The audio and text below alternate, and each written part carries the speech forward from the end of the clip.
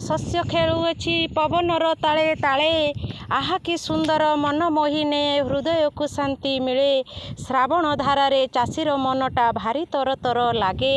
ଶାଗ ପଖାଳକୁ ସାଥେ ବୋଇ ନେଇ ସଅଳ ପ୍ରଭାତେ ଜାଗେ। କାନ୍ଧରେ ତାହାର କୋଦାଳ ହାତରେ ତା ବିହନ ସୁନାକୁ ଫଳାଇବାକୁ। ତଳା କରି ତାକୁ ରୁଆ ବଛା କରି ବେଉଷଣ କରେ ତାକୁ। ଆଖିରେ ତାହାର ଅନେକ ସପନ ରାତିରେ ସେ ଶୁଏ ନାହିଁ। କାଳେ କିଏ ଶସ୍ୟ ନଷ୍ଟ କରିଦେବ ରୁହେ ଅଜାଗର ହୋଇ। ମାଟି କାଦୁଅକୁ ଡର ନାହିଁ ତାର ବରଷାକୁ ଡର ନାହିଁ। ଅସରାଏ ବର୍ଷା ଆସିଯା ମାଟିକୁ ଚାଷୀ ରହିଅଛି ଚାହିଁ। ଦୂର ଦିଗ୍ବଳୟରେ କଳା ବାଦଲଟା ଭିନ୍ନ ଭିନ୍ନ ରୂପ ସାଜି। ଚାଷୀକୁ କହୁଛି ବରଷି ଯିବି ମୁଁ ସାଥେ ଆମେ ଯିବା ଭିଜି। କରିଅଛି ପଣ ରଖାଇ ଦେବନି ସାରା ଦୁନିଆକୁ ଭୋକ। ଚାଷୀଟି ମହାନ ମହାନ ତା କ୍ଷେତ ଦେଖ ନାହିଁ ତାର ଭେକ। ସ୍ୱର୍ଣ୍ଣ ପରି ଭରି ଯାଉ କ୍ଷେତରେ ତାହାର ତୃପ୍ତି ମିଳିଯାଉ ହୃଦେ।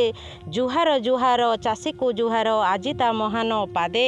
ଜୁହାର ଜୁହାର ଚାଷୀକୁ ଜୁହାର ଆଜି ତା ମହାନ ପାଦେ। ମୋର କବିତା ଶୀର୍ଷକ ଜୁହାର ତାହାର ପାଦେ। କେମିତି ଲାଗିଲା ନିଶ୍ଚିତ କହିବେ। ମୁଁ ରଶ୍ମିରେଖା ଆପଣଙ୍କ ଅପେକ୍ଷାରେ ରହିଲି। ନମସ୍କାର। ଜୟ ଜଗନ୍ନାଥ।